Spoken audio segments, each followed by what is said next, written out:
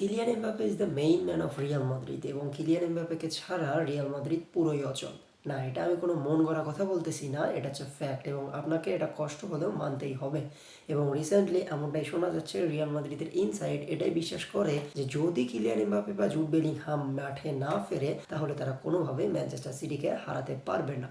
কিন্তু আমার প্রশ্ন হচ্ছে এই ম্যানচেস্টার সিটিকে কিলিয়ান এমবাপ্পে আসার আগেও রিয়াল মাদ্রিদ অনেকবার হারিয়েছে, যেক্ষেত্রে ভিনিসিয়াস জুনিয়র, রদ্রিগো দুইজনে অসাধারণ পারফরমেন্স করেছে। তো এখন আমার প্রশ্ন হলো কেন কিলিয়ান এমবাপ্পেকে ছাড়া বর্তমানে রিয়াল মাদ্রিদ এতটা অচল? চলুন সেটা নিয়ে একটু আলোচনা করা যাক। প্রথমে যে বিষয়টা আসে, কিলিয়ান এমবাপ্পে রিয়াল মাদ্রিদকে আসলে কি অফার করে সেটা হচ্ছে অনেকগুলো গোল। কিলিয়ান এমবাপ্পেকে ছাড়া রিয়াল মাদ্রিদের গোল করার যে অ্যাবিলিটি, সেই অ্যাবিলিটিটা আকাশ থেকে মাটিতে পড়ে যায়। এবং কিলিয়ান এমবাপ্পে বর্তমানে রিয়াল মাদ্রিদের যে মোট গোলের সংখ্যা, সেই গোলের সংখ্যার 37% নিজেই হোল্ড করে। মানে কিলিয়ান এমবাপ্পে একাই রিয়াল মাদ্রিদের 37% গোল করে, বাদ বাকিগুলো রিয়াল মাদ্রিদের অন্য সকল যে প্লেয়ার রয়েছে তারা মিলে করে। এটা একটা হিউজ ডিফারেন্স। যদি আপনারা বার্সেলোনা কিংবা বায়ার্ন মিউনিখের দিকে লক্ষ্য করেন তাহলে তাদের যে ট্রাইও রয়েছে তারা সবাই মিলে গোল করতেছে, কিন্তু রিয়াল মাদ্রিদের ক্ষেত্রে যেটা হচ্ছে সেটা হচ্ছে শুধুমাত্র হয় কিলিয়ান এমবাপ্পে নয় ভিনিসিয়াস জুনিয়র।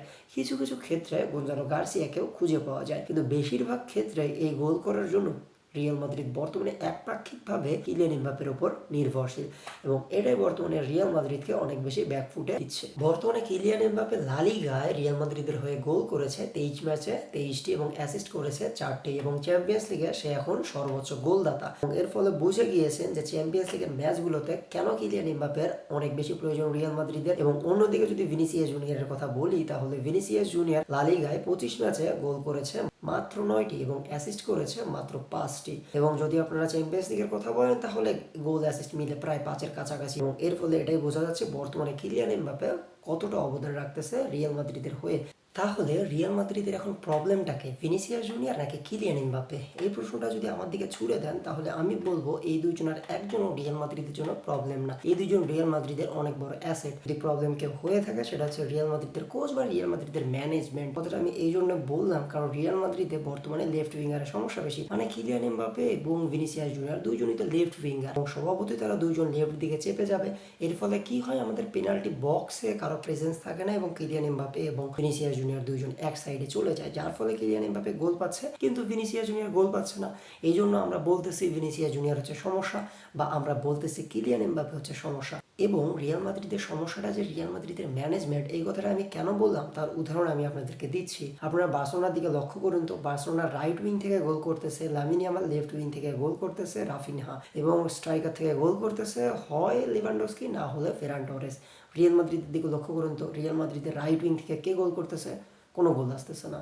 আচ্ছা বাদ দে, বায়ার্নের দিকে লক্ষ্য করি, বায়ার্ন মিউনিখের লেফট উইং থেকে গোল করতেছে লুইস ডিয়াস, স্ট্রাইকার থেকে গোল করতেছে হ্যারি কেন এবং রাইট উইং থেকে গোল করতেছে মাইকেল অলিসে। রিয়াল মাদ্রিদের কে করতেছে ভাই? এর জন্য তো রিয়াল মাদ্রিদের ম্যানেজমেন্ট দায়ী। কেন রিয়াল মাদ্রিদের একজন প্রমিসিং রাইট উইঙ্গার নেই? এবং এই রাইট উইংয়ের অভাবটা রিয়াল মাদ্রিদকে এতভাবে ভোগাচ্ছে, আমরা এই সমস্যাটাকে চোখের আড়ালেই করে দিচ্ছি এবং আঙুল তুলতেছি আমাদের নিজেদের প্লেয়ারদের দিকে। যেখানে ব্রাজিল ফ্যানরা বলতেছে কিলিয়ান এমবাপ্পে দায়ী বা ফ্রান্সের ফ্যানরা বলতেছে ভিনিসিয়াস জুনিয়র দায়ী। আসলে দায়ীটা যে ম্যানেজমেন্ট এটা কেউ বুঝতেই চাচ্ছে না। আশা করতেছি আপনারা হয়তো বুঝে গিয়েছেন আমি কাকে দায়ী করলাম। দেখা হচ্ছে অন্য কোনো ভিডিওতে।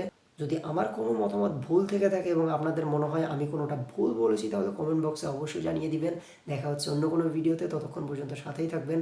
আসসালামু আলাইকুম। জাস্টিস ফর হাদি, আলা মাদ্রিদ, ইনাদামাস সু।